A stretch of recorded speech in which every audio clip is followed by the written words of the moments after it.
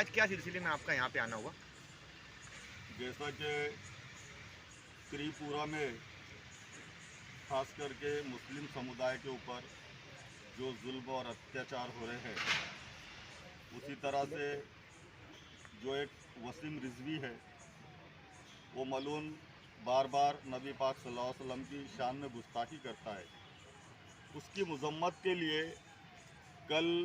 बरोज़ जुमा रज़ा एकेडमी की तरफ से महाराष्ट्र बंद की हाक दी गई थी और उसको मैं समझता हूँ कि राज्य भर के पूरे महाराष्ट्र के सभी मुसलमानों ने उसकी हिमायत की थी। कल ऐसा ही एक मामला मालेगांव में भी हुआ, लेकिन कुछ बच्चे जो नबी पाक सल्लल्लाहु अलैहि वसल्लम की गुस्ताखी की वजह से उनको जज्बात आ गए और उनसे कुछ नाजेबा हरकतें हो गई, जिसकी बिना पर कई बेगुनाह लोगों के ऊपर यहाँ पर केस दर्ज किया गया है। उसी सिलसिले में आज हमने नासिक ग्रामीण के एसपी सचिन पाटिल साहब, उसी तरह से एडिशनल एसपी खानवी साहब, इनसे मिलकर और तमाम हालात का जायज़ा लिया और उनसे हमने ये गुजारिश की है कि किसी भी बेगुनाह के ऊपर केस दाखिल नहीं किया जाए और अगर किसी बेगुनाह का नाम आपकी लिस्ट में हो तो उसको खारिज कर दिया जाए। ऐसी हमारी पूरी तफसीलवार गुफ्तगू हुई है और उन्होंने भी पॉजिटिवली कहा है और हमने उनको ये कहा कि जो भी नौजवान होंगे आप इनका इन्वेस्टिगेशन कीजिए। इसकी वाहिद वजह ये हो सकती है कि जो नौजवान बच्चे नशा और गोलियां खाते हैं और नशे की गोलियां खाकर उनसे ऐसी कुछ हरकत हो गई होंगी, तो इसलिए आप जो शहर में मालेगांव शहर में ज़्यादा जो नशा और गोलियां बेची जा रही है उसके ऊपर सख्त कार्रवाई की जाए और जो बेगुनाहों के ऊपर गुनाह केस दर्ज किया गया है उससे जो बेगुनाह लोगों के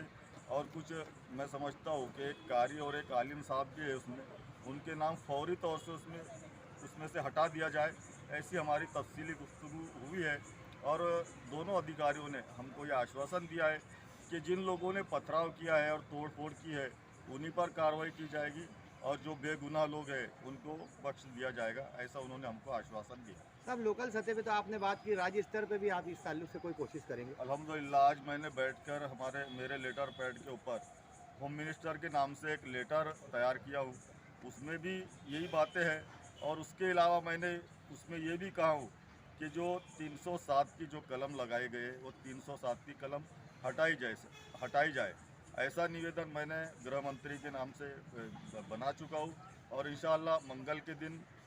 होम मिनिस्टर साहब से मिलकर मैं उनको मकतूब पेश करने वाला हूँ और तमाम हालात का जायज़ा उनको बताकर और उनसे मैं ये मांगनी करने वाला हूँ कुछ जो बेगुनाह लोगों के ऊपर केस दर्ज किया गया है उनको खारिज किया जाए और जो 307 जैसी एक भयंकर कलम लगाई गई है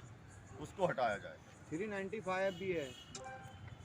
दरोड़ा का केस होता है, वो मौलाना लोगों से दरोड़ा 395 वो मुझे मालूम नहीं था, इंशाअल्लाह मैं वो भी अभी मेरे लेटर पैड पे वो टाइप कर लेता हूँ और 307 और 395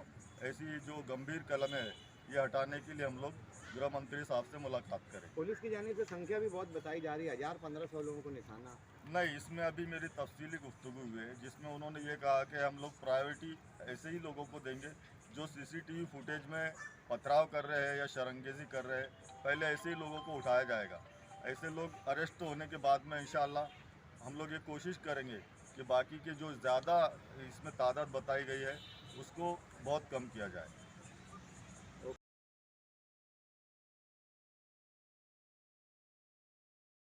सैफ लैंड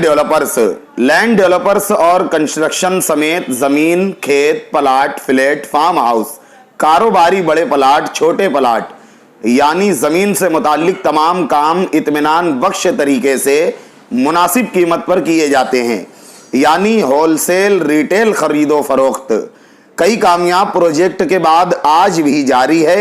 शहर के तमाम इलाकों से कारोबार। बिलखुसूस दरे गांव में बेहतरीन लोकेशन, तमाम सहूलियात के साथ, नकद और किस्तवारी सहूलियात के साथ सैफ लैंड डेवलपर्स। ऑफिस का पता याद रहे, Agra road, National Shopping Centre, Mamta दूध डेयरी के बाजू में, मालेगांव। साफ सुथरा कारोबार, मेहनती स्टाफ, मुखलिसाना कारोबारी ताल्लुक, जमीन से मुताल्लिक भरपूर तजुर्बे की बुनियाद पर